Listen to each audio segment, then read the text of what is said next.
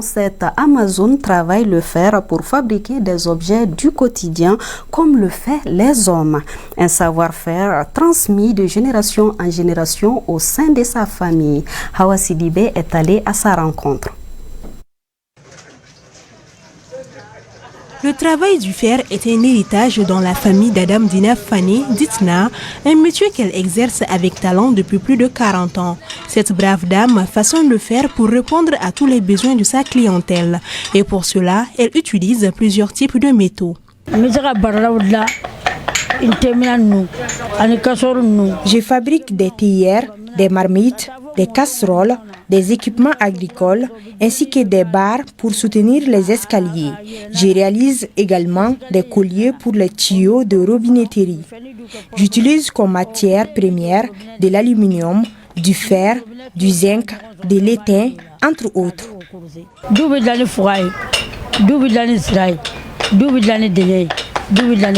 Chaque matin, Na arrive à son lieu de travail à 7 heures et ne le quitte qu'après la prière du soir. Âgée d'une 60aine d'années, elle a opté pour ce métier par nécessité. Quand j'ai perdu ma mère, c'est mon père et mes grands frères qui m'ont élevée. Dans mon village natal à Banamba, l'un de mes frères exerçait ce métier et c'est auprès de lui que j'ai appris. Mon défunt mari pratiquait aussi ce métier. Ce travail ne m'a jamais empêché de vivre ma vie. J'ai eu des enfants et aujourd'hui je suis également grand-mère.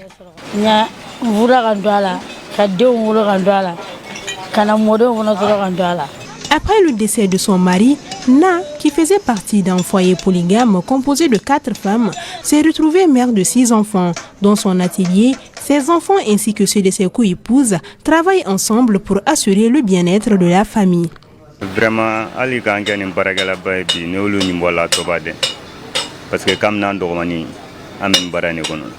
nous sommes devenus des responsables grâce à nos parents. Depuis notre enfance, ma mère nous a toujours guidés vers ce métier. Aujourd'hui, elle peut compter sur nous pour se reposer, mais elle continue de faire ce travail avec la même passion.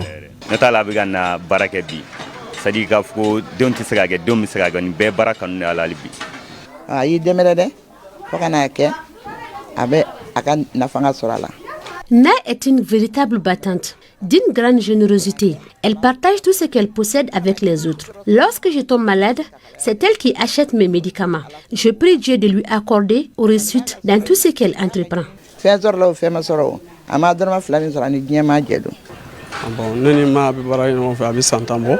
Je travaille avec elle depuis plus de 10 ans. Lorsque je suis venu ici pour acheter du fer pour la toute première fois, c'est elle qu'on m'a présenté. Notre partenariat se déroule vraiment très bien.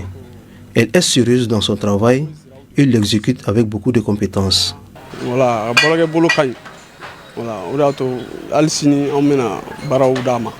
Elle affirme n'avoir jamais rencontré de femme exerçant ce métier, encore perçu comme peu conventionnel pour elle. Na a toutefois rencontré des difficultés dans l'exercice de son activité. Le fer liquide s'est déjà renversé sur moi, mais cela n'a fait que renforcer mon amour pour ce métier. Dans ce travail, je n'ai eu des problèmes avec qui que ce soit, ni de critiques, ni de jugements à mon égard. Adam Dina Ditna Fani est une véritable icône de force et de détermination. Elle incarne la bravoure, bousculant ainsi les idées reçues. C'est pourquoi, comme mot de fin, elle a tenu à adresser ses encouragements au public. Le travail ne connaît pas de genre. Dieu nous a créés pour travailler. Lorsque tu travailles et que tu obtiens ce que tu désires, cela te rend fier de toi-même.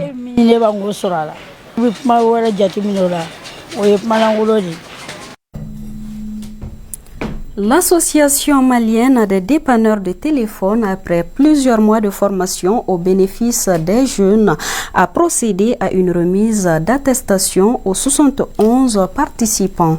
La dite formation avait pour but d'initier les jeunes à des métiers. Écoutons Brahima Keïta, président de l'AMDT, au micro de Mariam Sissoko. L'objet de cette rencontre était la remise officielle des attestations de formation en technique de réparation des smartphones aux 70 participants membres de novembre 2023 au mois de décembre 2024. La formation consiste vraiment à promouvoir notre secteur d'activité qui est la réparation des smartphones. Parce qu'il y a beaucoup de réparateurs qui sont dans les domaines qui évoluent dans les tâtonnements. Mais nous, en tant qu'association, nous nous sommes constitués en association pour bannir cela. Et l'objet principal de la formation, c'est d'offrir vraiment les techniques et les compétences nécessaires aux participants afin d'éviter les tâtonnements dans les secteurs et promouvoir et satisfaire vraiment aux besoins des consommateurs. Les réparateurs puissent comprendre vraiment qu'il y a un règlement qui existe concernant la protection des données. Parce qu'en tant que réparateur, nous, on a accès à tout moment aux données personnelles parce que nous sommes les derniers recours. Tout le monde n'a pas les moyens d'aller acheter le téléphone. Quand un téléphone est tombé en panne, ça contient souvent des données. Il faut que la confidentialité soit respectée au cours des réparations de téléphone. Sur un tout autre sujet, la Fédération malienne de Scrabble vient de tenir son 19e championnat national couplé à l'anniversaire de ses 20 ans.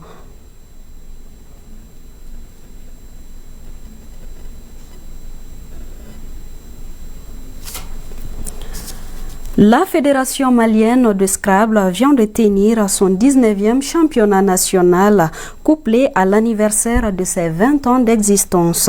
Des athlètes de Bamako et ceux venus des différentes régions ont participé à ce championnat. La cérémonie de clôture s'est déroulée en présence du ministre de la Jeunesse et des Sports.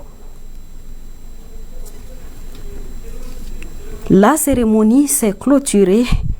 La cérémonie de clôture s'est déroulée en présence du ministre de la Jeunesse et des Sports, Oumar Nzan Traoré.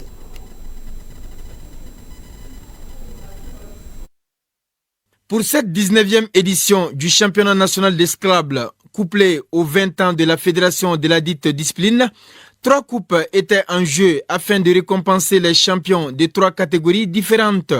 Une manière pour faire la promotion de ce sport au Mali. Pour nous, 20 ans déjà d'existence, une très belle chose.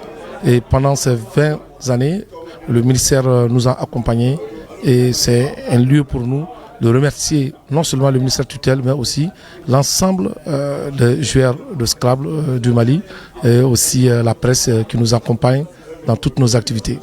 Le Scrabble étant un jeu individuel et intellectuel, permettant de former des mots, demande de l'intelligence et de la concentration des joueurs.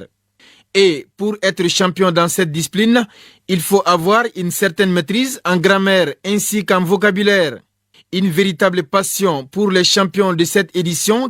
Le secret, c'est l'assiduité, parce que pratiquement le Scrabble, c'est notre passion. Tous les jours, si on a le temps libre, on s'appelle entre membres de la fédération, on se retrouve dans un grain à Mayambougou, à Badlabougou, à Niamana, on passe la soirée ou bien la matinée à jouer. C'est la première fois réellement que je participe à un championnat national du Mali. Et si c'est cette première fois que je parviens à décrocher le trophée au niveau du défi national, c'est vraiment un sentiment de fierté.